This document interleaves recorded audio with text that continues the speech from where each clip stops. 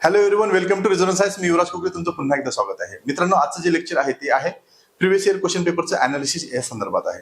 मित्रांनो, लक्षात ठेवा, बॉटनी ऑप्शनल याच्या मेन्स मध्ये कशा पद्धतीचे क्वेश्चन विचारले जातात, काय विचारले जातात, ह्या सर्व गोष्टीवर आपण आज डिस्कस करणार आहोत. ज्या पद्धतीने सिलेबसचं कोडिंग डिकोडिंग केलेलं आहे आपण, त्याच पद्धतीने आज आपण काय करू, प्रिव्हियस इयर क्वेश्चन पेपर जे काही आहे कशा पद्धतीने लिहिले पाहिजे ह्या गोष्टीवर डिस्कस करणार आहोत. कोडिंग डिकोडिंग नंतर हे पीवायक्यू अनालिसिसचं हे पहिलंच लेक्चर आहे, त्यामुळं हे व्यवस्थित पद्धतीने ऐकणं गरजेचं आहे. कारण आपल्याला आपल्यासमोर दोनच गोष्टी आहेत, एक तर सिलेबस, दुसरा आहे ते म्हणजे पीवायक्यू. जे काही प्रिव्हियस इयर क्वेश्चन पेपर आहेत तेच आपल्यासाठी जे काही दिशादर्शक आहेत, दिशा दाखवण्याचं जे काम करणार आहेत, ह्या दोन गोष्टी आपल्याजवळ आहेत. आता त्या आहेत तर कोणाच्या आहेत, त्या आपल्या जो आहेत त्या म्हणजे युपीएससीच्या. एमपीएससीचा प्रिव्हियस इयर क्वेश्चन पेपर आपल्या जो सध्या नाही आहेत तर कोणाचे, ते युपीएससीचे आहेत. मग त्या काय करावं लागेल आपल्याला, की युपीएससीचे जे काही क्वेश्चन्स आहेत कशा पद्धतीने फ्रेम होतात, कशा पद्धतीने ते मांडले जातात, या सर्व गोष्टी आपल्याला तिथं पाहणं गरजेचं आहे. पहिली गोष्ट लक्षात ठेवा, की पीवायक्यू अनालिसिस करताना आपल्याला काही गोष्टी लक्षात घेतल्या पाहिजे आणि त्या गोष्टीवर काम केलं पाहिजे. जर आपण सिलेबसचं कोडिंग डिकोडिंग केलेलं आहे, सिलेबसवर काम केलेलं आहे आणि सिलेबस आपण व्यवस्थित पद्धतीने कव्हर केलेला आहे, तर पीवायक्यू अनालिसिस त्याच ताकदीने करणं गरजेचं आहे. कारण सिलेबस, हे जे काही पीवायक्यू अनालिसिस आहे, सिलेबस ज्या पद्धतीने आपल्याला पूर्ण कव्हरेज देतो, त्या पद्धतीने पीवायक्यू जे आहेत ते आपल्याला एक दिशा देतात, की कशा पद्धतीचे क्वेश्चन विचारतो, कोणत्या टॉपिकवर जास्त महत्व देतो आणि कशा पद्धतीचे क्वेश्चन फ्रेम करतो आणि कशा पद्धतीचा डाटा आपल्याला त्याच्यामध्ये मांडला पाहिजे, या सर्व गोष्टी द्यायचं काम करून करतो. तर आपल्याला क्वेश्चन पेपरच्या माध्यमातून ह्या गोष्टी कळतात, अदरवाईज आपल्याला त्या कळणार नाहीत. मग क्वेश्चन पेपरला डील करणं खूप महत्वाचं आहे. त्याकरता काय करावं लागेल आपल्याला, तर व्यवस्थित पद्धतीने जे काही ऑप्शनलचे टॉपिक्स आहेत, आता समजा मी पहिला टॉपिक घेतलेला आहे व्हायरसचा. व्हायरसवर कोणते कोणते प्रश्न विचारलेले आहे, कशा पद्धतीने विचारलेले आहे आणि विचारल्यानंतर त्या क्वेश्चनला कशा पद्धतीने डील करायचं.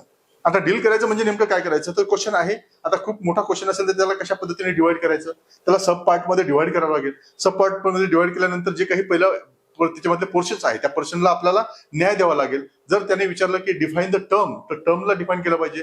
सायंटिस्ट आहे तर सायंटिस्टला डिफाईन केलं गेलं पाहिजे आणि त्याच्यामध्ये कंपॅरेटिव्ह अनालिसिस विचारलं, ते कंपॅरेटिव्ह अनालिसिस आपल्याला तिथं मांडता आला पाहिजे. मग ह्या सर्व गोष्टी आपल्याला त्या टॉपिकमध्ये करायच्या, त्याला वेगवेगळे मार्क्स दिलेले आहेत त्यांनी, आणि ही गोष्ट खूप महत्वाची आहे. आपल्याला त्याच गोष्टी पाहायच्या आहेत जेणेकरून आपल्याला काय आहे, जास्तीत जास्त मार्क्स मिळले पाहिजे.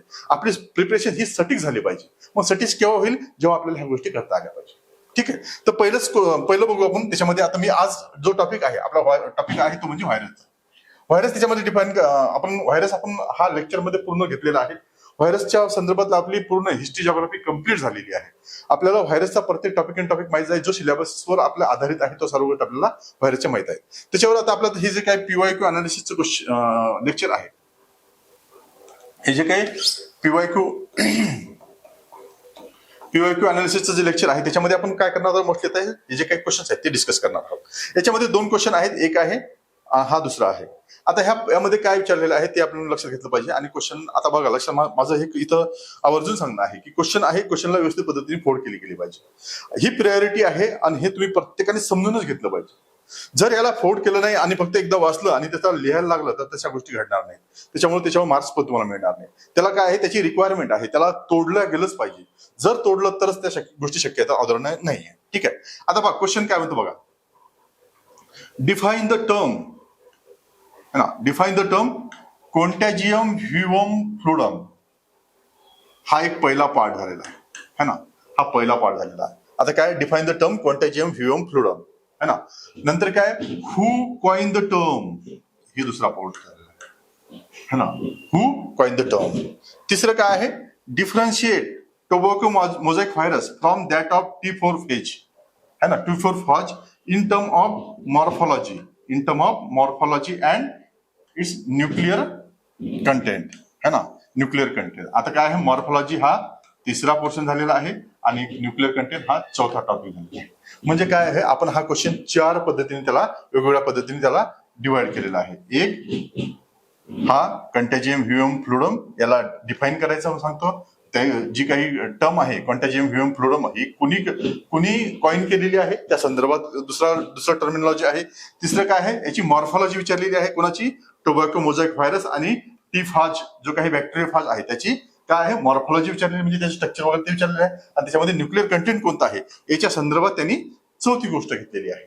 म्हणजे काय करायला आहे, आपल्याला ह्या जो काही क्वेश्चन आहे त्या चार पद्धतीने आपल्याला व्यवस्थित पद्धतीने मांडायचं आहे. पहिले मांडायचं आहे काय, म्हणजे काय, डिफाईन द टर्म कॉन्टॅजियम ह्युम फ्लुडम. है ना. मग आता व्यवस्थित पद्धतीने आपल्याला त्याला समजून घेऊन आपल्याला काय आता बघा त्याच्या संदर्भात त्यांनी मार्किंग खूप व्यवस्थित दिलेलं आहे. आता define the term contagium human fluidum त्याला 3 मार्क दिलेले आहेत. किती? त्याला 3 मार्क्स दिलेले आहेत. म्हणजे काय आहे, फक्त the term define the term contagium human fluidum हे जर आपण डिफाईन केली तर आपल्याला 3 मार्क्स मिळणार आहेत. आणि कुणी कॉइन केली याच्यासाठी आपल्याला 2 मार्क्स आहेत, है ना. Who coin the term, who coin this term, कुणी ही जी टर्म आहे ती मांडली त्यासाठी त्यांनी 2 मार्क्स दिलेले आहेत. आणि हे जे काही डिफरन्शिएट आहे मॉर्फॉलॉजिकल आणि न्यूक्लिअर त्याच्यासाठी मॉर्फॉलॉजिकल साठी 5 आणि न्यूक्लिअर साठी 5 असे एकूण 15 मार्क्स त्यांनी विचारलेले आहेत. ते मार्क दिलेले आहे या पूर्ण क्वेश्चनवर. मग त्याला त्यांनी फोडलं बी कसं बघा. म्हणजे काय आहे, ही जी काही टर्म आहे कॉन्टेजियम ह्युमन फ्लुइडम ह्याला डिफाईन करण्यासाठी तुम्हाला 3 मार्क्स आहेत. ती कोणी मांडली तर त्यासाठी आपल्याला 2 मार्क्स आहेत. आणि याच्यामध्ये जे डिफरन्शिएट आहे मॉर्फॉलॉजिकल आणि न्यूक्लिअर मध्ये न्यूक्लिअर कंटेंट मध्ये जे काही आपल्याला डिफरन्शिएट करायचं आहे त्याच्यासाठी त्यांनी 5-5 मार्क दिलेले आहे. म्हणजे त्याचा वेटेज पण आपल्याला तिथं एकदम क्लिअर झालेला आहे की काय तो विचारेल आणि कशा पद्धतीने विचारेल. ठीक आहे, हा झाला क्वेश्चन पहिला. दुसरा क्वेश्चन आहे तो काय आहे, write a comparative account of the icosahedral and helical symmetry, है ना. कोणती? आयकोसाहेड्रल आणि हेलिकल सिमेट्री ऑफ व्हायरस, यावर तो क्वेश्चन आहे. काय आहे? आयकोसाहेड्रल आणि हेलिकल सिमेट्री ऑफ काय आहे व्हायरस. आता ह्या दोन्ही आयकोसाहेड्रल आणि हेलिकल सिमेट्री आपण व्यवस्थित पद्धतीने घेतलेल्या आहे कशामध्ये, लेक्चरमध्ये. आता तेच आपण डिस्कस करण्याचा इथं प्रयत्न करणार आहोत, है ना. इथं मी ते लिहून दिलेलं आहे. आता हा जो पहिला क्वेश्चन होता है ना कॉन्टेजियम ह्युमन फ्लुइडम वाला, हा 2019चा क्वेश्चन आहे. आणि हा जो कंपॅरेटिव्ह अकाउंट ऑफ आयकोसाहेड्रल आणि हेलिकल सिमेट्री हा 2022चा क्वेश्चन आहे. म्हणजे कसे डायरेक्ट क्वेश्चन त्याच्यावर विचारले जातात हे तुम्हाला सांगतं. आता हा जो क्वेश्चन आहे हा 10 मार्कासाठी आहे आणि हा जो वरचा क्वेश्चन आहे हा 15 मार्कासाठी आहे ना. 15 मार्कसाठी जाऊन विचारलेला आहे. मग आता काय आहे, आता जर आपल्याला तुम्हाला माहित आहे की एका मार्कासाठी आपल्याला किती लिहायला लागतात, 15 शब्द लिहायला लागतात एका मार्कासाठी. 1 मार्कसाठी आपल्याला 15 शब्द लिहायला लागतात. तर 15 शब्द लिहायला लागतात म्हणजे 15 मार्कासाठी किती लिहायला लागतं आपल्याला, है ना. आपल्याला लिहायला लागतील 10 मार्कासाठी आपल्याला पहिले तर 150 शब्द लिहायला लागतील आणि 15 मार्कासाठी आपल्याला ते लिहायला लागतील 225 मार्क्स, है ना. मग हा किती लिहायला लागेल आपल्याला, हा 150 शब्दाचा आणि हा जो क्वेश्चन आहे हा आपल्याला 225 शब्द लिहायचे आहेत त्याच्यावर. मग आता जर हा क्वेश्चन आपल्याला 225 शब्द लिहायचे आहेत तर त्याच्यामध्ये काय काय आलं पाहिजे. आता वर्डचं लिमिट आपल्याला माहित झाली की आता आपल्याला 225 शब्द लिहायचे आहेत. मग आता आपल्याला त्याच्यामध्ये काय काय आलं पाहिजे जेणेकरून आपल्याला ते व्यवस्थित पद्धतीसाठी मांडता आलं पाहिजे. आता define the term contagium human fluidum, है ना. Coin the term contagium human fluidum, है ना. ही टर्म कॉन्टेजियम ह्युमन फ्लुइडम ही आपल्याला डिफाईन करायची आहे ना. आता ही टर्म मांडली कुणी आहे, आता ही मांडली आहे M.W. बेजेरिंग यांनी ही मांडलेली आहे. ठीक आहे. आता ही टर्म काय आहे, कॉन्टेजियम ह्युमन फ्लुइडम ही जी टर्म आहे ही एक्झॅक्टली काय आहे, तर जे काही टोबॅको मोझॅक व्हायरस त्यांनी एक्सपेरिमेंट करताना जे काही टोबॅको मोझॅक व्हायरस प्लांट आहे त्या प्लांटचं जेव्हा त्यांनी एक्स्ट्रॅक्ट घेतलेलं आहे, त्यांनी एक्स्ट्रॅक्ट घेतल्यानंतर ते एक्स्ट्रॅक्ट आणखी प्रयोग करताना बाकीच्या जे काही प्लांट आहे त्या प्लांटला लावल्यानंतर ते प्लांट पण इन्फेक्ट झालेले आहेत. म्हणजे काय आहे, ते जे फ्लुइड आहे ते बार इन्फेक्ट करते आहे, रिपीटेडली ते इन्फेक्ट करते प्रत्येक प्लांटला. त्याच्यामुळं ते जे फ्लुइड आहे त्या फ्लुइडला त्यांनी काय म्हटलं आहे, कंटेजियम ह्युमन फ्लुइडम. आणि त्याला ते जाणवलं आहे की हे बॅक्टेरिया नाही आहे, हे वेगळंच काहीतरी आहे, हे व्हायरसेस आहेत. हे बॅक्टेरिया नसून ते व्हायरसेस आहे. म्हणून त्यांनी ते बॅक्टेरिया नसून त्याला व्हायरस नाव दिलेलं आहे. म्हणून त्याला नाव दिलं आहे कॉन्टेजियम ह्युमन फ्लुइडम. ठीक आहे. आता ही टर्म दिली आहे ती कोणी दिली आहे, बेजेरिंग्सने दिलेली आहे. आता ही टर्म आपल्याला डिफाईन करायची आहे. त्यांनी काय सांगितलेलं, आता ही define the term contagium human fluidum. आता काय केलेलं आहे, एक्सपेरिमेंट केलेला होता. आता कोणी केलेला आहे, M.W. Beijerinck experimented the tobacco mosaic plant. कोणतं, इन्फेक्टेड, है ना, infected tobacco mosaic plant and extract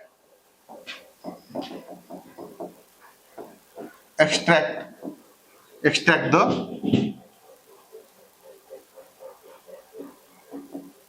fluid from infectious plant and he get that the fuel repeatedly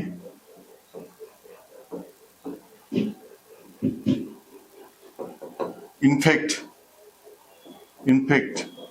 the healthy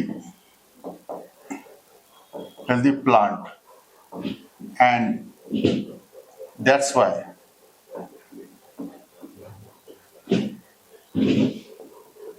he called that fluid is contagium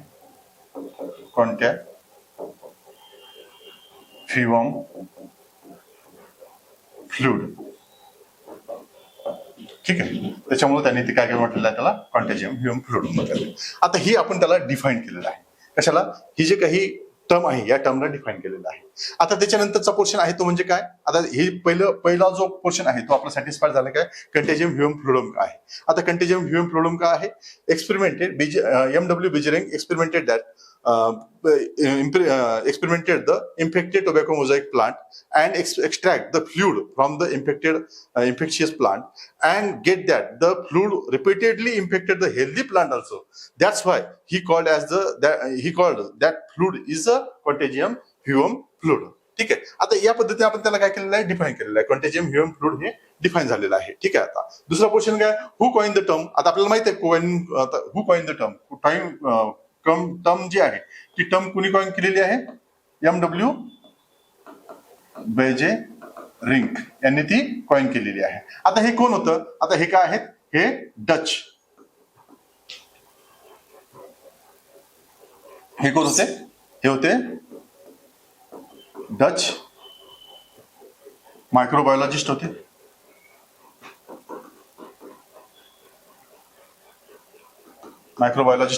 दुसरं काय आहे? He is the father of virology, father of environment and ecology. ठीक आहे. सोबतच या व्यक्तींनी आणखी काय गोष्टी मांडता येते या व्यक्ती संदर्भात? तर हा मायक्रोबायोलॉजिस्ट होता. हा फादर ऑफ व्हायरोलॉजी पण त्यांना म्हणतात, फादर ऑफ एन्व्हायरमेंट आणि इकोलॉजी पण त्या व्यक्तीलाच म्हणतात. सोबतच बेजेरिंगच्या या संदर्भात एक लक्षात घेतलं पाहिजे की हा जो काही आहे व्हायरस आहे, ह्या व्हायरसची जी काही व्हायरसची डिस्कवरी आहे ना, डिस्कवरी कोणी केलेली आहे? हे बेजेरिंग्स यांनी केलेली आहे. सोबतच काय म्हणता येतं आपल्याला? हे जे काही इन्फेक्शियस, आता हेच आपल्याला इथं मांडायचं आहे. कोणतं? जे काही कंटेजियम ह्युम फ्लुइडम आहे, हे कंटेजियम ह्युम फ्लुइडम शोधण्याचं काम त्यांनीच केलेलं आहे.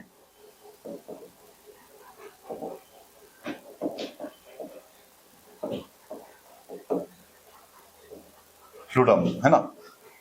ही coin the term.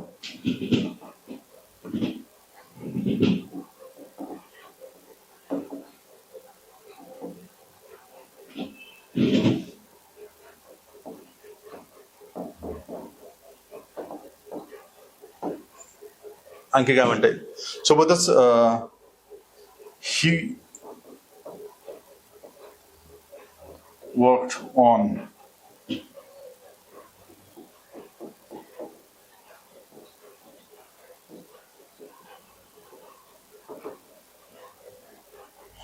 On nitrogen bacteria आणि असं बरंच सारं वर्क आहे. पण त्यांचं ते मोठं वर्क आहे ते कशा संदर्भात आहे? हे जे काही कंटेजियम ह्युम फ्लुइडम आहे, हे जे काही एक्सपेरिमेंट आहे ना, हा एक्सपेरिमेंट करून त्यांनी जो शोध लावला आहे ना, जो काही शोध लावला त्या शोधासंदर्भात त्यांची सर्वात मोठी डिस्कवरी आहे. आणि ते कंटेजियम ह्युम फ्लुइडम हे जे काही टर्म आहे, ही टर्म कुणी दिलेली आहे? या व्यक्तीने दिलेली आहे. मग ह्या 4-5 गोष्टी या व्यक्ती संदर्भात आपल्याला मांडायला पाहिजे. ठीक आहे. त्याच्यानंतर काय आहे? त्याच्यानंतर काय? Differentiate tobacco mosaic virus from that of T4 phage आहे ना, जे बॅक्टेरिया फेज आहे त्याची मॉर्फॉलॉजी आणि त्याच्या न्यूक्लिअर कंटेंटवर आपल्याला डिस्कस करायचं आहे. ठीक आहे. आता हे झालेलं आहे. आता आपल्याला काय करायचं आहे? त्याची मॉर्फॉलॉजी. कशाची? आता एक आहे टोबॅको मोझॅइक व्हायरस, दुसरा कोण आहे? दुसरा त्यांनी दिलेला आहे दुसरं दिलं आहे T4 फेज, T4 फाज म्हणतात त्याला, है ना, T4 फाज, है ना. आता याचं काय केलेलं आहे, याची मॉर्फॉलॉजी म्हणजे त्याचं स्ट्रक्चर करायचं आहे ना. आता मॉर्फॉलॉजी डिस्कस करायची म्हणजे काय करायचं, त्याचा स्ट्रक्चर डिस्कस करायचा आहे. आता स्ट्रक्चर डिस्कस करायचं म्हणजे आपल्याला काय कळलं पाहिजे, टोबॅको मोझॅक व्हायरस जे आहे त्याचं स्ट्रक्चर डिस्कस करायचं आहे. आता जे स्ट्रक्चर आहे, आता स्ट्रक्चर काय आहे, तर स्ट्रक्चर आपण तुम्ही बघितलेलं आहे. आता पहिले ते आपण त्याची डायग्राम काढू, आहे ना. डायग्राम बघितली असेल तुम्ही, है ना, या पद्धतीने त्याची डायग्राम बघितली असेल तुम्ही. त्याची डायग्राम व्यवस्थित पद्धतीने निघली पाहिजे, है ना. रॉड शेप डायग्राम आहे, रॉड शेप डायग्राम आहे, ती डायग्राम व्यवस्थित पद्धतीने काढता आली पाहिजे. कारण या डायग्रामच तुम्हाला 2 ते 3 मार्क्स असणार आहेत. कारण डायग्राम है ना, जे सायन्स आहे ना, आपलं जे काही बॉटनी झुलॉजी आहे हे इलिस्ट्रेटिव्ह सायन्स आहे. त्या कारणाने आपल्याला डायग्राम व्यवस्थित पद्धतीने मांडता आल्या पाहिजे. डायग्रामवरच सर्व जास्त मार्क्स तुम्हाला पाहायला मिळतात, है ना. डायग्राम सर्वात बेस्ट आहे रिप्रेझेंटेशन. आपलं जे काही कन्सेप्ट आहे ती कन्सेप्ट मांडण्याचं सर्वात चांगलं साधन म्हणजे काय आहे, आपल्या ह्या डायग्राम्स आहेत. मग या पद्धतीने आता हे जे काय झालं, हे टोबॅको मोझॅइक व्हायरस है ना, याचं काय हे स्ट्रक्चर झालं. आणि हे कसं आहे, हे रॉड शेप आहे, है ना. रॉड शेप स्ट्रक्चर तुम्हाला पाहायला मिळालं आहे ना. आता काय आहे, हा जो काय आहे, हा काय आहे, हा RNA आहे, RNA है ना. सिंगल स्टँडर्ड RNA आहे, सिंगल स्टँडर्ड RNA आहे. आता हे काय आहे, हे कॅप्सिड आहे, हे कॅप्सिड आहे. सोबतच हे जे काही कॅप्सिड आहे, ही जी पूर्ण डेव्हलप झालेलं आहे ह्याच्या बाजूला, याला काय म्हणतात, याला कॅप्सिड म्हणतात, है ना. आणि हा काय आहे, त्याचा RNA आहे. आता हे जे काही छोटे छोटे आहे त्याच्यामध्ये, हे जे काय आहे याला काय म्हणतात, याला प्रोटीन सब युनिट म्हणतात, प्रोटीन सब युनिट. आणि त्यालाच नाव आहे काय आहे, कॅप्सोमर, है ना. याला नाव आहे कॅप्सोमर. त्याच्यापासून हे बनलेलं आहे. आता यांचं काम काय आहे, to protect the nucleic acid, that is RNA, है ना. RNA ला प्रोटेक्ट करण्याचं काम याचं आहे. त्याच्यामुळं ते त्याचं प्रोटेक्ट करण्याचं काम ते करत असतात. मग हे काय झालेलं आहे, हे टोबॅको मोझॅक व्हायरसचं स्ट्रक्चर इथं दिलेलं आहे ना. मॉर्फॉलॉजी मध्ये आपल्याला हे स्ट्रक्चर बघायला मिळालं. आणखी त्याच्यामध्ये काय म्हणता येऊ शकतात, ठीक आहे, या गोष्टी आहेत. तिथं काय आहे, याच्यापासून बनलेलं आहे, कॅप्सिड आहे, RNA आपण याच्यामध्ये कव्हर केलेलं आहे, हे सर्वच. आता ह्याचं जे स्ट्रक्चर आहे, हे स्ट्रक्चर कशा टाईपचं आहे, ठीक आहे. आता हे स्ट्रक्चर पण आपल्या लक्षात ठेवायला, हे जे काही स्ट्रक्चर आहे, हे स्ट्रक्चर कसं आहे, हे हेलिकल आहे. आता हेलिकल आहे, आता हेलिकल काय आहे, तर कारण जो काही त्याचा RNA आहे, हा RNA हेलिकल आहे. हेलिकल आहे म्हणजे काय, तर या पद्धतीने कॉइन केलेला आहे ना. असं याला काय म्हणतो आपण, हेलिकल स्ट्रक्चर आहे ना. मग तो काय RNA कसा आहे, त्याचा हेलिकल आहे. हेलिकल असल्या कारणाने काय आहे, हे जे काही कॅप्सोमर्स आहे, हे कॅप्सोमर याला प्रोटेक्ट करण्यासाठी अशा पद्धतीने अरेंज झालेले आहेत, अशा पद्धतीने अरेंज झालेले आहेत की त्याला प्रोटेक्ट करत करत करत करत त्याचा एक रॉड शेप है ना, एक रॉड शेप तयार झालेला आहे. एक असं पूर्ण आपलं रॉडच तयार झालेलं आहे. कशाच्यामुळे, त्याला कव्हर करण्यासाठी, या RNA ला कव्हर करण्यासाठी त्यांनी अशा पद्धतीने स्वतःचा शेप बनवलेला आहे. शेप कशाचा बनलेला आहे, हे जे काही कॅप्सिड्स आहे, हे जे काही प्रोटीन सब युनिट आहेत, त्या प्रोटीन सब युनिटचा हा स्ट्रक्चर बनलेला आहे. हे स्ट्रक्चर कशाचं आहे, त्या प्रोटीन सब युनिटचं स्ट्रक्चर बनलेलं आहे. आणि ते कसं रॉड बनलेलं आहे, एक मोठा रॉड आहे. त्या रॉडच्या अवतीभोवती काय आहे, याच्या आतमध्ये काय आहे, याच्यामध्ये RNA आहे ना. आतमध्ये RNA आहे. RNA कसा आहे, हेलिकल आहे. RNA हा हेलिकल आहे. हेलिकल असल्या कारणाने जे काही प्रोटीन्स आहेत, प्रोटीन त्याला अशा पद्धतीने बाइंड झालेले आहेत, त्याला अशा पद्धतीने कव्हर केलेलं आहे की आता ही समजा ही होलो बॉडी आहे ना, ही होलो बॉडी आहे, याला अशा पद्धतीने कव्हर झालेले आहेत, अशा पद्धतीने त्याला कव्हर केलेलं आहे की ते व्यवस्थित पद्धतीने प्रोटेक्ट झाला पाहिजे, है ना, प्रोटेक्ट झालेला पाहिजे. आणि त्याच्यानंतर हे स्ट्रक्चर तयार झालेलं आहे. मग त्याच्यामुळे काय आहे, त्याचं जे स्ट्रक्चर आहे ते कसं आहे, हेलिकल आहे, है ना. हेलिकल स्ट्रक्चर आपल्याला पाहायला मिळतं, ठीक आहे. हे झालं टोबॅको मोझॅक व्हायरस. त्याच्यामध्ये काय बघितलं आपण, त्याचा जो RNA आहे, त्याचं जे न्यूक्लिक ऍसिड आहे ते कसं आहे, RNAचं आहे. त्याच्यावर त्याला कव्हर करण्यासाठी, त्याला प्रोटेक्ट करण्यासाठी कॅप्सिड आहे. ती कॅप्सिड कशापासून बनलेली आहे, प्रोटीन सब युनिट पासून बनलेली आहे. प्रोटीन सब युनिट कोणते आहे, कॅप्सोमर्स आहेत. आणि ह्या कॅप्सोमरचं काम काय आहे, प्रोटेक्ट न्यूक्लिक ऍसिड आहे. आणि हे जे स्ट्रक्चर आहे, हे स्ट्रक्चर कसं आहे, हेलिकल आहे. आणि मग त्याला रॉड शेप म्हणतात आणि त्याला हेलिकल पण म्हणतात, है ना. मग त्याचं बेस्ट एक्झाम्पल काय आहे, टोबॅको मोझॅक व्हायरस आहे. आता त्याच्यानंतर टी5 आहे. आता टी5चं स्ट्रक्चर कसं आहे ते बघायला पाहिजे, है ना. टी5चं स्ट्रक्चर, टी5चं स्ट्रक्चर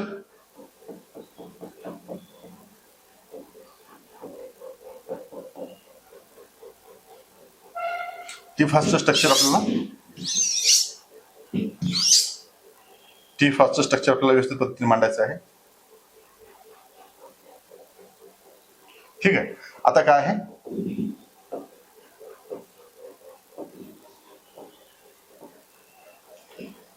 आता हे काय आहे,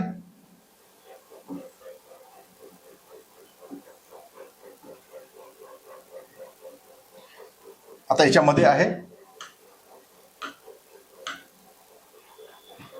इथं आरएनए आहे, इथं डबल स्टँडर्ड डीएनए आहे. त्याच्यामध्ये पहिला आता काय झालं, आपण स्ट्रक्चर काढून झालेले आहे दोन, है ना. दोन स्ट्रक्चर काढल्यानंतर आपल्याला काय करायचं आहे, आता त्याला आपल्याला डिफाईन करायचं आहे. आता त्याच्यामध्ये काय डिफाईन करायचं आहे, टोबॅको मोझॅक व्हायरस है ना, जिनोम. जिनोम काय आहे, RNA single standard RNA, that is nucleic acid है ना. न्यूक्लिक ऍसिड काय आहे, त्याचं न्यूक्लिक ऍसिड काय आहे, सिंगल स्टँडर्ड आरएनए आहे. दुसरं काय आहे, सोबतच त्याच्यावर आपल्याला काय पाहायला मिळतं, त्यासोबत काय आहे, जे काही आरएनए आहे तो काय आहे, द स्ट्रक्चर ऑफ आरएनए.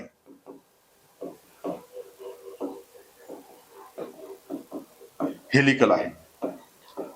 आता महत्वाचे मुद्दे आपल्याला खूप पहिले मांडायचे आहेत, त्याच्यामुळे लक्षात ठेवा है ना. हेलिकल आहे. त्याच्यानंतर काय आहे, जे काही स्ट्रक्चर बनलेलं आहे ते स्ट्रक्चर कशाचं आहे, कशापासून बनलेलं आहे, द स्ट्रक्चर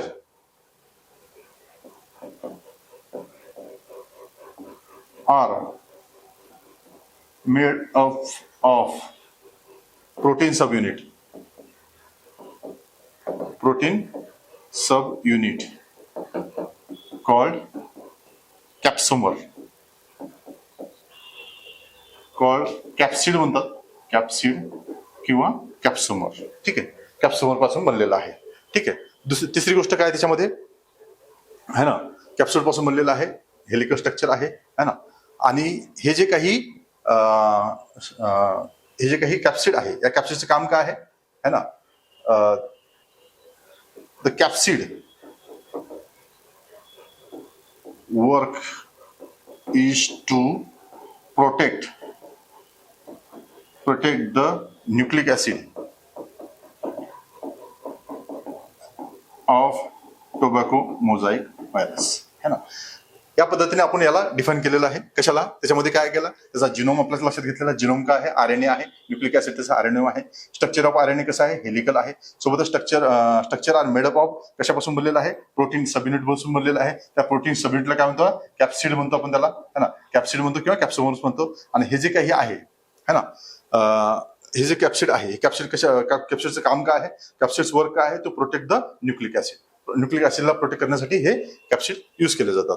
ठीक आहे. आणखी काही गोष्टी राहिल्या त्याच्यामध्ये नाही आहे. या पद्धतीने आपण त्याला डिफाईन केलेलं आहे. ठीक आहे. त्याच्यानंतर काय आहे, आपल्याला टी फाज है ना, टी फोर फाज आपल्याला एक्सप्लेन करायचं आहे. आता टी फोर फाज एक्सप्लेन करायचं आहे, त्याच्यामध्ये काय लक्षात ठेवायला पाहिजे. आता ह्याच्यामध्ये जो काही आहे, आता ज्याच्यामध्ये डीएनए, आता याच्यामध्ये न्यूक्लिक ऍसिड काय आहे, आता पहिले जे काही त्याचं जेनेटिक मटेरियल आहे, जेनेटिक मटेरियल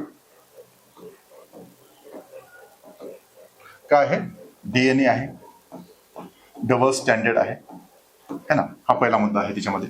दुसरा मुद्दा काय आहे, हे जे काही स्ट्रक्चर आहे, स्ट्रक्चर कसं आहे, कॉम्प्लेक्स आहे. कॉम्प्लेक्स आहे म्हणजे कशापासून बनलेलं आहे, कॉम्प्लेक्स आहे है ना. कॉम्प्लेक्स आहे म्हणजे कशापासून बनलेलं आहे, तर एक तर ते आयकोसाहेड्रल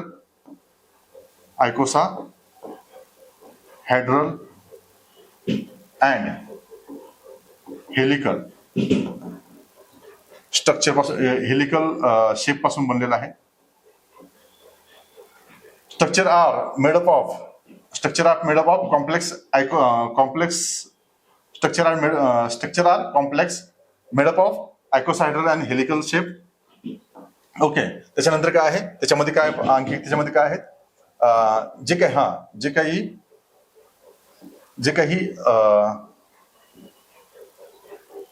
जे काही स्ट्रक्चर आहे आणि हे जे स्ट्रक्चर आहे made up of protein sub unit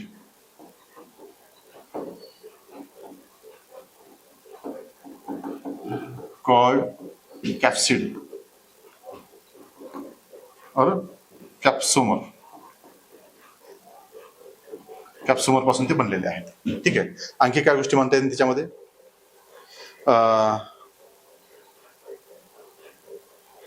आणखी त्याच्यामध्ये एन्झाईम आहे ना, enzyme lysozyme, lysozyme are present, lysozyme are present है ना. इतक्या गोष्टी तिथं आपल्याला टाइफर-फाजच्या संदर्भात आपल्याला म्हणता येतात आहे ना. काय आहे, जेनेटिक मटेरियल आहे, डबल स्टँडर्ड जेनेटिक मटेरियल आहे, त्याचं स्ट्रक्चर कॉम्प्लेक्स आहे. कॉम्प्लेक्स आहे म्हणजे काय, दोन स्ट्रक्चर पासून बनलेलं आहे. एक आयकोसाहेड्रल आणि हेलिकल शेप पासून, जे काही दोन शेप आहेत, जे काही दोन स्ट्रक्चर आहेत त्या स्ट्रक्चर पासून बनलेलं आहे, दोन सिमेट्री पासून बनलेलं आहे. स्ट्रक्चर आहे मेडअप ऑफ सब प्रोटिकल, जे प्रोटीन सब युनिट आहे त्याच्यापासून बनलेलं आहे, त्याला कॅप्सूल किंवा कॅप्सूल म्हणतो. आणि ज्याच्यामध्ये एक एन्झाईम आहे, लायसोझाईम नावाचं एक्झाम आहे, ते लायसोझाईम एक्झाम का आहे, त्याच्यामध्ये प्रेझेंट आहे कशासाठी, त्याच्यामध्ये होल पाडण्यासाठी, जे काही होस्ट सेल आहे त्या होस्ट सेलला हे पाडण्यासाठी आपल्याला त्याच्यामध्ये काय आहे, त्याच्यामध्ये आहे. मग आता इतक्या गोष्टी आपल्याला त्याच्यामध्ये बेसिक गोष्टी, ह्या गोष्टी बेसिक गोष्टी त्याच्यामध्ये मांडायच्या आहेत. ठीक आहे, त्याच्यामुळे काय आहे, या बेसिक गोष्टी आपण तिथे झालेल्या आहेत. आता क्वेश्चनचा, आता हा पोर्शन झालेला आपला कोणता, मॉर्फॉलॉजी. आता आहे त्याच्यामध्ये काय आहे, न्यूक्लिअर कंटेंट. आता याच्यामध्ये न्यूक्लिअर कंटेंट काय काय आहे, आता न्यूक्लिअर कंटेंट आपण डिस्कस करून झालेलाच आहे त्याच्यामध्ये, लक्षात ठेवा.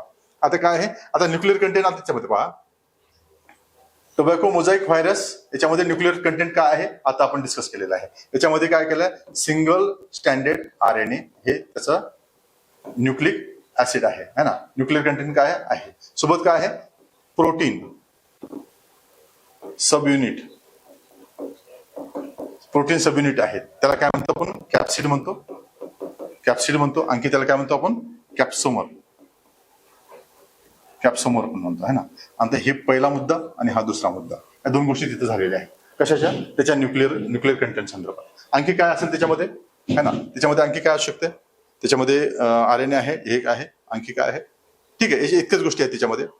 हे जे स्ट्रक्चर आहे ते स्ट्रक्चर कॅप्सूल बनलेलं आहे, कॅप्सूल कशापासून बनलेलं आहे, प्रोटीन सब युनिट पासून बनलेलं आहे. त्याच्यामध्ये आणखी गोष्ट त्याच्यामध्ये की हे जे काही RNA आहे, हा RNA हा कसा आहे, हा हेलिकल आहे. त्याच्यामुळं हे जे काही प्रोटीन आहेत, हे जे प्रोटीन आहेत, हे प्रोटीन कसे, हे जे प्रोटीन आहेत, हे जे प्रोटीन आहेत, प्रोटीन सब युनिट कशा पद्धतीने अरेंज झालेले आहेत, इन अ हेलिकल ऑर्डर,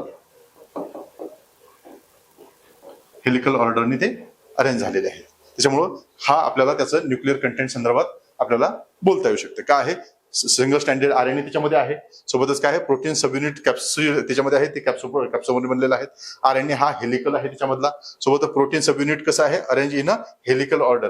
हे जे प्रोटीन आहे हे प्रोटीन सब युनिट, जसं त्या पद्धतीने तो DNA RNA हा हेलिकल आहे, त्याच्यामुळेच काय आहे, हे जे प्रोटीन सब युनिट आहे ते कशा पद्धतीने अरेंज झालेले आहे, हेलिकल ऑर्डरने अरेंज झालेले आहे. हा झाला. आता T4-phage, हा जो T4-phage आहे, आता याचं काय आहे, आता याचं आपल्याला न्यूक्लिअर कंटेंट, आता याचं काय आहे, डबल स्टँडर्ड DNA आहे. हे काय झालं, ह्याचं न्यूक्लिक ऍसिड, न्यूक्लिक ऍसिड. ठीक आहे. दुसरी गोष्ट काय, याच्यामध्ये जे काही स्ट्रक्चर बनलेलं आहे ते स्ट्रक्चर कसं बनलेलं आहे, प्रोटीन पासून बनलेलं आहे, सब युनिट पासून बनलेलं आहे. स्ट्रक्चर कसं आहे, एकतर दोन स्ट्रक्चर कसं आहे, कॉम्प्लेक्स आहे, कॉम्प्लेक्स स्ट्रक्चर आहे. आणि कशापासून बनलेलं आहे, दोन गोष्टीपासून बनलेलं आहे. एक आहे आयकोसाहेड्रल सिमेट्री पासून, आणि दुसरं आहे हेलिकल सिमेट्री पासून.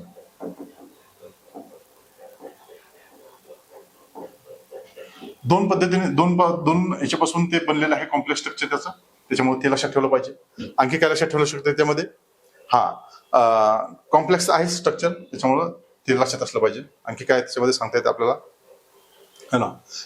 त्याच्यामध्ये काय आहे, लायसोझाईम नावाचं, त्याच्यामध्ये आणखी एक लायसोझाईम है ना, लायसोझाईम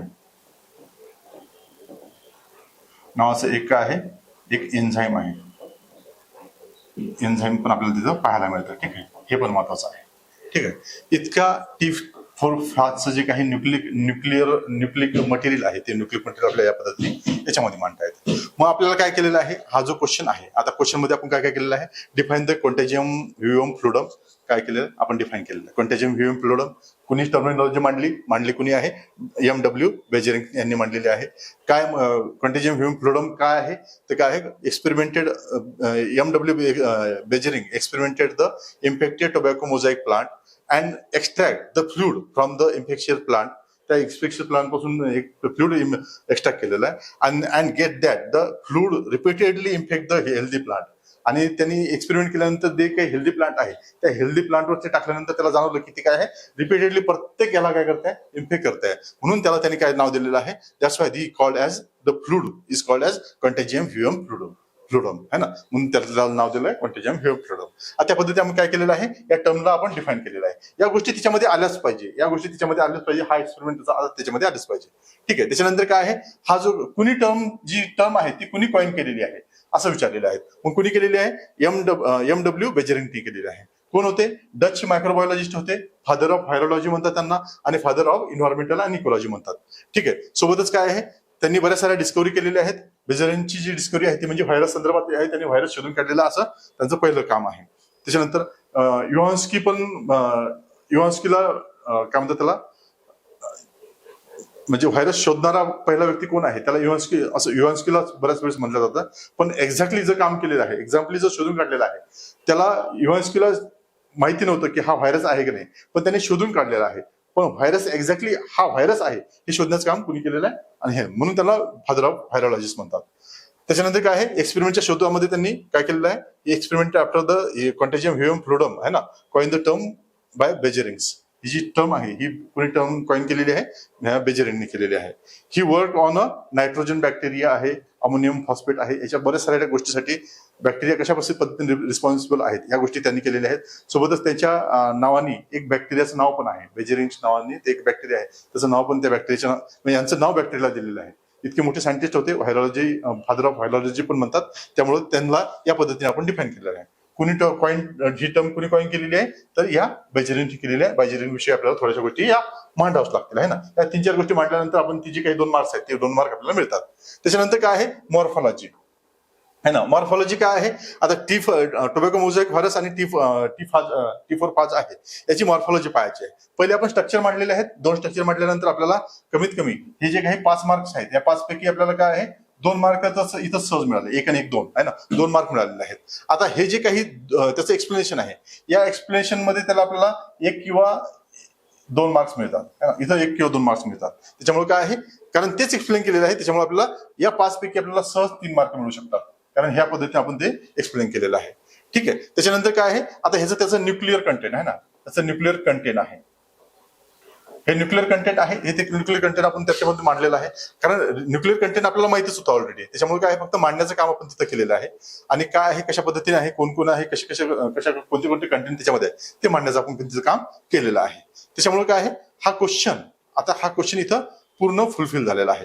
आता पूर्ण गोष्टी आपला न्यूक्लिअर कंटेंट मांडलेला आहे, डिफरन्शिएट बिटवीन दोघांमध्ये डिफरन्शिएट केलेलं आहे, कशा पद्धतीने मायक्रो लेवलवर आपण त्याला डिफरन्शिएट केलेलं आहे. मॉर्फॉलॉजी त्याची पूर्ण सांगितलेली आहे, न्यूक्लिअर कंटेंट सांगितलेलं आहे, क्वांटेजियम व्ह्यूम फ्लुडम हे पण आपण डिस्कस केलेलं आहे, आणि ती टर्म कुणी कॉइन केलेली आहे ह्या पण आपण गोष्टी इथं डिस्कस केलेल्या आहे. ठीक आहे. या सर्व गोष्टी आपण ह्या पहिल्या क्वेश्चनच्या झालेल्या आहेत. त्या गोष्टी आता ही जे काही आहे, पहिलं जे काही क्वेश्चन आहे, या क्वेश्चनच्या प्रत्येक गोष्टी आपल्याला व्यवस्थित पद्धतीने, आणि ज्या मी मांडलेल्या आहेत त्या गोष्टी बेसिक गोष्टी तिथं आल्याच पाहिजे. जेवढ्या मांडलेल्या आहेत त्या बेसिक रिक्वायरमेंट आहे त्या क्वेश्चनची, ही जी क्वेश्चनची रिक्वायरमेंट आहे. आता हा जर 15 मार्कासाठी क्वेश्चन होता, हा जर 15 मार्कासाठी असेल तर माझं म्हणणं माहिती आहे का, हे तुम्हाला 8 ते 9 मार्क्स, जर हे जे काही बेसिक कंटेंट आहे हा दिल्यानंतर तुम्हाला 8 ते 9 मार्क्स मिळतील, अदरवाईज तुम्हाला तितके मार्क मिळणार नाही. काय करावं लागेल तुम्हाला, 7 8 9 मार्क मिळवायचे असेल तुम्हाला हे बेसिक कंटेंट तुम्हाला द्यावं लागेल, की याच्या कुणी मांडली, क्वांटेजियम व्ह्यूम फ्लुडम कुणी मांडलं, कशा पद्धतीने त्याचे पूर्ण आले, तर एक्सपेरिमेंट काय केला, तर सर्व मांडता आलं पाहिजे. सोबतच जो काही कॉइन करणारा व्यक्ती आहे त्या कॉइन करणाऱ्या व्यक्तीबद्दल काही गोष्टी मांडून त्याला ते रिप्रेझेंट करायचं आहे. सोबतच काय आहे, हे जे काही मॉर्फॉलॉजी आहे 2 पद्धतीने आपल्याला त्या स्ट्रक्चर मांडता आलं पाहिजे, आणि त्या स्ट्रक्चरला डिफाईन करता आलं पाहिजे. डिफाईन केल्यानंतर काय आहे, त्याचा जो न्यूक्लिअर कंटेंट आहे तो न्यूक्लिअर कंटेंट मांडता आला पाहिजे. न्यूक्लिअर कंटेंट मध्ये ह्याच गोष्टी मांडता आल्या पाहिजे ज्या सांगितलेल्या आहेत, कारण त्याच्यामध्ये त्याच आहे, त्याच्या व्यतिरिक्त त्याच्यामध्ये काही नाही आहे. ठीक आहे. त्याच्यामुळे या गोष्टी या पद्धतीने मांडायच्या आहेत, जेणेकरून तुम्हाला किती 7 ते 8 8 ते 9 मार्क्स तुम्हाला, किंवा 7 ते 8 7 8 9 मार्क या पद्धतीने तुम्हाला मार्क्स 15 पैकी मिळू शकतात. मग त्या पद्धतीने काय आहे, हे व्यवस्थित पद्धतीने तिथं पद्धत मांडलं गेलं पाहिजे. आणि ह्या सर्व गोष्टी मी तुम्हाला लेक्चरमध्ये घेतलेल्या आहेत. लेक्चरमध्ये ॲज इट इज मांडलेल्या आहेत सर्व गोष्टी, तुम्हाला सर्व गोष्टी घेतलेल्या आपण आहेत. पण तरी पण क्वेश्चनच्या माध्यमातून आणखी जास्त क्लिअरिटी माणसाच्या माइंडमध्ये येत राहते. आता हा पहिला क्वेश्चन. आता दुसरा क्वेश्चन बघा. दुसरा क्वेश्चन काय आहे? दुसरा क्वेश्चन आहे write a comparative account of the icosahedral and helical symmetry of viruses. 2 symmetry संदर्भात आपल्याला तिथं डिस्कस करायचं ते सांगितलेलं आहे. आता ह्या सिमेट्री आपण इथे डिस्कस केलेल्या आहेत. आता ही कॉम्प्लेक्स सिमेट्री आहे, पण काय आहे, आता आपण हेलिकल तर इथे केलेली आहे ना, हेलिकल आपण इथे एक्सप्लेन केलेली आहे. आता हीच एक्सप्लेन आपल्याला तिथं करायची, त्या क्वेश्चन मध्ये करायची आहे. आणि आता आयकोसाहेड्रल म्हणजे काय, हे जे स्ट्रक्चर आहे हे आयकोसाहेड्रल स्ट्रक्चर आहे, हे स्ट्रक्चर आयकोसाहेड्रल आहे आणि हे आपल्याला तिथे एक्सप्लेन करायचं आहे. आता काय आहे कंपॅरेटिव्ह क्वेश्चन, काय आहे comparative, write a comparative account of the icosahedral and helical symmetry. ह्या दोन्ही गोष्टी 10 मार्कासाठी त्यांनी विचारलेल्या आहेत. आता 10 मार्कासाठी म्हणजे काय, आपल्याला 150 शब्द लिहायला लागेल इथं, है ना, 150 वर्ड्स लिहायला लागतील, त्याच्यामुळं ते महत्वाचं आहे. ठीक आहे. आता बघा, आता आपल्याला काय सांगितलं, हेलिकल, हेलिकल, दुसरं आहे आयकोसाहेड्रल.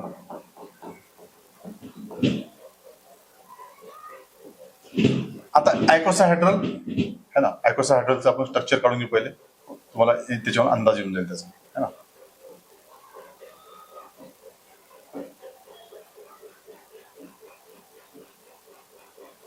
हे झालं आयकोसाहेड्रल स्ट्रक्चर, आयकोसाहेड्रल स्ट्रक्चर ऑफ व्हायरस. ठीक आहे, आयकोसाहेड्रल स्ट्रक्चर झालं. आता याच्यामध्ये काय असतो, याच्यामध्ये डीएनए असेल किंवा डीएनए असेल. ठीक आहे. आता हे आयकोसाहेड्रल स्ट्रक्चर झालं. आता हे आयकोसाहेड्रल स्ट्रक्चर आहे, हे कशापासून बनलेलं आहे, एक तर हे बनलेलं आहे कॅप्सिड पासून, कॅप्सिड पासून. आता हे कॅप्सिड कशापासून बनलेलं आहे, प्रोटीन पासून, प्रोटीन सब युनिट पासून, प्रोटीन सब युनिट पासून बनलेले कॅप्सिड. ठीक आहे, एक पहिली गोष्ट झालेली आहे. दुसरी गोष्ट पाहिलेली आहे की हे जे काही ट्रायंगल्स बनलेले याच्यामध्ये, हे जे काही ट्रायंगल्स आहेत ना, हे जे काही ट्रायंगल्स आहेत याच्यामध्ये जे ट्रायंगल्स आहेत हे किती आहेत, 20 इक्विलॅटरल ट्रायंगल अँड 12 साइडेड, है ना. 20 इक्विलॅटरल ट्रायंगल्स आहेत आणि 12 वेगवेगळ्या साईडले आहेत. आणि त्याच्यामध्ये त्याचे जे फोल्ड्स आहेत, ऍक्सिस आहे तो 5 फोल्ड ऍक्सिस, 3 फोल्ड ऍक्सिस आणि 2 फोल्ड ऍक्सिस यांनी तो बनलेला आहे. असं हे पूर्ण स्ट्रक्चर आहे. काय आहे, प्रोटीन सब युनिटी बनलेलं आहे, कॅप्सिड म्हणतात त्याला. या कॅप्सिड व्यवस्थित पद्धतीने या पद्धतीने अरेंज झालेली आहे, है ना, या पद्धतीने अरेंज झालेली आहे. या कॅप्सिडमुळेच त्याला हे जे काही आयकोसाहेड्रल स्ट्रक्चरचं जे काही हे आलेलं आहे, या कॅप्सिडमुळेच याला हे काय आलेलं आहे, हे स्ट्रक्चर असं या कॅप्सिडमुळेच बनलेलं आहे. कॅप्सिड अशा पद्धतीने अरेंज झालेले आहे, म्हणून त्या स्ट्रक्चरला या पद्धतीने ते 20 इक्विलॅटरल ट्रायंगल मध्ये ते स्ट्रक्चर बनलेलं आहे. कशामुळं, हे कॅप्सिड किंवा हे कॅप्सोमर्स आहेत, या कॅप्सोमरमुळे ते बनलेलं आहे. त्याच्यानंतर हेलिकल स्ट्रक्चर. आता हेलिकल स्ट्रक्चर काय आहे, आता हेलिकल स्ट्रक्चर म्हणजे काय, आता हे रॉड शेप स्ट्रक्चर है ना, रॉड शेप स्ट्रक्चर म्हणजे काय, हे हेलिकल स्ट्रक्चर. याला काय म्हणतात, याला हेलिकल स्ट्रक्चर, हेलिकल स्ट्रक्चर. आता तुम्ही टोबॅको मोझॅक व्हायरसचं जे उदाहरण आहे ते तुम्ही टोबॅको मोझॅक व्हायरसचं तुम्ही उदाहरण तुम्ही इथं मांडू शकता, है ना. टोबॅको मोझॅक व्हायरसचं जे काही एक्झाम्पल आहे ते टोबॅको मोझॅक व्हायरसचं एक्झाम्पल तुम्ही इथं देऊ शकता, है ना. हे आहे हेलिकल स्ट्रक्चर, है ना. आता ह्या स्ट्रक्चरला आपल्याला काय करायचं आहे, आता हे जे स्ट्रक्चर आहेत हे स्ट्रक्चर कशा पद्धतीने आहे, कशापासून बनलेले आहेत. आता कॅप्सिड पासून बनलेलं आहे, हे पण प्रोटीन सब युनिट पासून बनलेलं आहे. हे कसं आहे, रॉड शेप आहेत हे, है ना. सोबतच हे जे काही प्रोटीन सब युनिट आहे हे अशा पद्धतीने हेलिकल पद्धतीने त्याला काय झालेलं आहे, अरेंज झालेलं आहे. त्याच्यामुळं या पद्धतीने ते बरोबर बनलेलं आहे. या पद्धतीने हे जो क्वेश्चन आहे, या क्वेश्चनला आपण या पद्धतीने मांडू शकतो. काय आहे, त्याच्या दोघांची पहिले तर डायग्राम काढून घ्यायचा. डायग्राम काढल्यानंतर त्याच्यामध्ये कोणतं न्यूक्लिअर कंटेंट आहे, त्याच्यामध्ये ते सिमेट्री आहे ती कशापासून बनलेली आहे, सोबतच त्याची साईज काय आहे, है ना, याची साईज काय आहे. आता ही जी साईज आहे ही 18/250 नॅनोमीटरची आहे, है ना. आणि हे जे स्ट्रक्चर आहे हे किती आहे, 250 to 330 नॅनोमीटरच्या दरम्यान हे आपल्याला स्ट्रक्चर पाहायला मिळतं, है ना. मग ही काय आहे, ह्या स्ट्रक्चरची डायमीटर झाला, है ना. डायमीटर बघितलं आपण, डायमीटर आहे ना, त्याची साईज आहे. ठीक आहे. तर या पद्धतीने हे पूर्ण गोष्टी आपण त्याला ह्या गोष्टी सांगू शकतो. त्या पद्धतीने ह्याला पूर्ण लिहायचं आहे. ह्याच्या कंटेंट कोणत्या कोणत्या गोष्टी आहेत, काय काय गोष्टी आपण, हा क्वेश्चन सेकंडरी क्वेश्चन आहे, हा 10 मार्काचा क्वेश्चन आपण त्या पद्धतीने डील करू शकतो. ठीक आहे. मग बेसिक गोष्टी तिथे त्याच्यामध्ये आलेल्या आहेत. मग बेसिक कंटेंट त्याच्यामध्ये असला तर ह्या गोष्टी सहज आपल्याला, आणि पहिली गोष्ट माहिती आहे का, सिलेबसवर किंवा ह्या जो टॉपिक आहे, या टॉपिकवर आता हा व्हायरस आहे ना, व्हायरसवर आपल्याला जर व्यवस्थित पद्धतीने कमांड असेल तर बाकी गोष्टी आपल्याला व्यवस्थित पद्धतीने मांडून त्या गोष्टी करता येतात. मग काय आहे, एक आन्सर लिहिताना आपल्याला काय काय गोष्टी पाहिजे. एक आन्सर लिहिताना माझ्या म्हणणे की प्रत्येक आन्सर लिहिताना हेच नाही, कोणतेही आन्सर लिहिताना एक गोष्ट असली पाहिजे. तर पहिली माहिती आहे का, त्या आन्सरची बेसिक रिक्वायरमेंट जी आहे,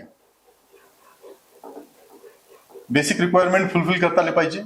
तो जो क्वेश्चन आहे, तो क्वेश्चन आपल्याला काय करता आला पाहिजे, जो काही सब टॉपिक आहेत, सब पार्ट आहे, त्या सब पार्ट मध्ये आपल्याला तो तोडता आला पाहिजे. ही दुसरी गोष्ट आहे ना. त्याच्यानंतर काय आहे, हा जो काय आहे, जे काही फ्रेमवर्क आहे, क्वेश्चनचं जे फ्रेमवर्क आहे, हे जे क्वेश्चनचं फ्रेमवर्क आहे, या क्वेश्चनच्या फ्रेमवर्क मध्ये काय आहे, पहिल्याला आपल्याला जे काही क्वेश्चन आहे त्या क्वेश्चनची रिक्वायरमेंट पूर्ण कम्प्लीट करायची आहे. त्याच्यानंतर आपल्याला त्याच्यामध्ये त्या संदर्भातल्या जो 2 डायग्राम असतील, त्या 2 डायग्राम मांडायचे आहे. त्याच्यामध्ये त्याचे जे काही मुद्दे आहेत ते मुद्दे मांडायचे आहेत. त्याच्या संदर्भातल्या ह्या डायग्रामला एक्सप्लेन करायचं असेल, एक्सप्लेन करायचं आहे. आणि आपल्याला त्याच्या संदर्भातले काही जर एक्झाम्पल द्यायचे असतील तर ते एक्झाम्पल तुम्हाला इथं मांडायचे आहे. आणि त्याच्या संदर्भातल्या बऱ्याच साऱ्या गोष्टी मांडायच्या आहेत. मग एक दोन ओळीमध्ये तुम्ही इंट्रोडक्शन आणि कंक्लुजन पण देऊ शकता त्याच्यामध्ये. पण बेसिक गोष्टी काय आहे, तो जो क्वेश्चन आहे तो क्वेश्चन फुलफिल झाला पाहिजे आणि डायग्राम असल्याच पाहिजे. डायग्राम मस्ट आहेत, या गोष्टीने ते मांडायचं आहे. या पद्धतीने पूर्ण तो क्वेश्चन जो क्वेश्चन आन्सर आहे ते तुम्ही करू शकता. हा कंटेंट त्याच्यामध्ये असलाच पाहिजे. ठीक आहे. या पद्धतीने करा. जर तुम्ही व्हायरस हे लेक्चर्स व्यवस्थित पद्धतीने केले असतील तुम्हाला या गोष्टी क्लिअर होऊन जातील. थँक्यू. ठीक आहे. थँक्यू. धन्यवाद.